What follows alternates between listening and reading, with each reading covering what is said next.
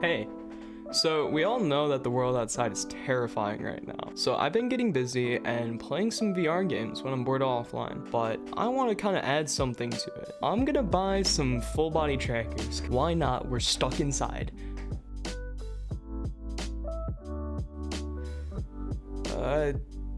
On the other hand, I have an idea.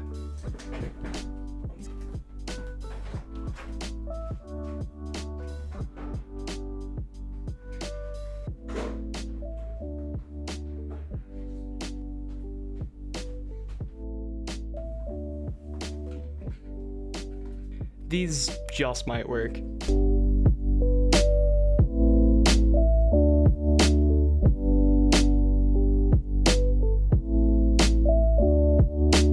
Right before starting this project, I decided to look up some videos on YouTube, and as it turns out, there is exactly one guide on how to do this. It is really good and informative, but the guide assumes that you'll spend another $100, $150, $200 on Steam controller dongles, and to me that's not really worth it because one, these things are harder to find than the actual trackers, and two, if you're gonna spend $200 on stuff to do tracking with Vive Wands, why not just get the full wireless thing? I'm gonna add my own twist to it. I'm gonna give you a full guide on how to turn this into a tracker, this into a tracker, and how to get a hip tracker for free. There's a quick important note. If you are gonna do this, you will need two 10 feet long cables for micro USB type B, so the port that these Vive Wands use. These go for pretty cheap online and shouldn't take you very much to get some. You will also need quite a lot of the links in the description below. So down there I have 3 main links listed. The first thing you're gonna download is OpenVR Advanced Settings. It's a very useful tool in general for fine-tuning your VR experience, but also it will help us set up the trackers so that they work a little bit better, especially with the virtual tracker. The next thing you'll need is PLAYSPACEMOVER, which lets you drag around your PlaySpace, which is nice if you want to like line up your bed in VRChat to your bed in real life for whatever reason you have. Last but not least, you'll also need OpenVR Input Emulator. This is literally the thing that lets us run our virtual hip tracker. Alright, so now that you've downloaded all those things, you want to install OpenVR Advanced Settings and OpenVR Input Emulator. These two we won't need to do anything special with, they're just really good software, but I would recommend waiting on installing PlaySpaceMover because we're going to need to do a lot of fine tuning with it when we get to adding the virtual hip tracker. But with that all said and done, now that you have everything that you need installed, it's time to get to the action. So get on the ground, because you need to like unlink your VR headset from your PC and also turn off any of your base stations that you have on. Make sure that literally everything is unplugged because we only want to mess with the Vive Wand and we don't want to turn your headset into a tracker, and that would pretty much suck for you, wouldn't it? So I'm gonna go do that real quick.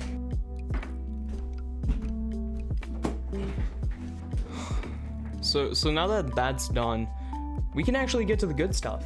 So go ahead and hold down the button on your tracker till the little LED flashes blue. Hopefully it shows up blue. If it shows up green, make sure that your base stations are all unplugged. Next, you want to plug in your Vive tracker into your PC. All right, now that that's plugged in, it will be connected to your PC and you'll see that the light changes from blue to orange. Next, we want to go locate our Lighthouse console. So go to local disk C, program files x86, scroll all the way down until you find Steam. Then you want to go to Steam apps, common, Steam VR, tools, Lighthouse, bin, Windows 64, and there you go. You found your Lighthouse console. Good job. Now we want to open up Lighthouse console, and once everything loads in, you want to type in download config. This will download your config directly to your Windows 64 Lighthouse folder, and then this will be the file that we use. Minimize out of Lighthouse console if you have it open, and then you want to edit this with Notepad++. You can do this with a normal Notepad, but I would highly recommend against doing that because Notepad++ allows you to see the exact lines that all your pieces of code and info that you have to change are, and it's just a very useful program. So now that you download that, I would recommend to make a copy. So go to copy and then you want to paste it inside of this folder. I've already done that. I'm going to use the copy and edit it. We look inside of here and we see a couple of things. The main thing that we want to change right here on line 12, it says device class controller. If this says HMD, you want to stop here and make sure that your HMD is unplugged. Otherwise, you're going to turn your HMD into a controller. So what we want to do is highlight this, and we just want to change it to generic_tracker. Now that changes the device class of this. Then we want to scroll all the way down to line 301. And at line 301, we are going to change a couple of things. Get rid of line 301 to 303. Inside of the description down below, I will have these lines of code. You want to make sure that you get everything in here and paste. Make sure that all the code lines up with everything else inside of this file. So make sure that all of this lines up together. Now you're basically done. This is now a tracker, at least to this file. So what we want to do is we want to save this file and then go back to our Lighthouse console. Now what we want to do is type upload, and now you want to type the exact model number of your Vive Wand. Whatever your .json file says it is, that's what you want to type in here. So for me, it's going to be LHR-F7-BSC2.json. Then we upload that, bam, hey, look at that. Now this is a track. What we want to do is we want to type power off and then exit. You can unplug your controller, make sure that power's off, so just hold down your button here until it goes off. This is now a Vive tracker. Whenever you put it in front of a lighthouse, it will show up as a Vive tracker, as long as you have this cable connected to send data to your PC. If you have a second wand, you also want to copy this process and do it over on this side. It's the same exact process for each one, just one controller is going to be named something different from the other. By the end of this, you should have about 4 files, all named roughly the same thing, inside of your folder. Make sure that it's the .json and not the .json copy that you're uploading. If you have 3 Vive ones, then you're good to go. You have full body. But if you're like me and you only have the 2, then you're going to need a fake hip tracker too. But it's pretty easy to set one up. So what we want to do is we want to go ahead and take our PLAYSPACEMOVER and finally install it. When you install it, you're going to see a couple of files. PLAYSPACEMOVER relies on all 3 of these files that you see here. What you're going to want to do is figure out where you want to put PLAYSPACEMOVER. Make sure that it's there before you go on with this tutorial. Now what you want to do is go ahead and create a shortcut version of PLAYSPACEMOVER. I already have one, but this is the one that I'm going to edit. Right click on PLAYSPACEMOVER, the shortcut that you just made, go to properties, and then copy and paste the line of code down inside the description below into here. So I'm just going to Control V, and now this line of code is basically what says that you have fake trackers. But what you want to do is go over to this portion and make sure there's a space in between the .exe and the next portion of code. Once you have that done, press apply, and now you have your fake hip tracker, your 2 other trackers, and you're ready to go. Everything is all set up. Now what you want to do is plug your headset into your PC, get your lighthouses plugged in as well, turn on your controllers, then get some socks and put on your Vive trackers. I like tying them around my legs, and then you want to plug these into your PC.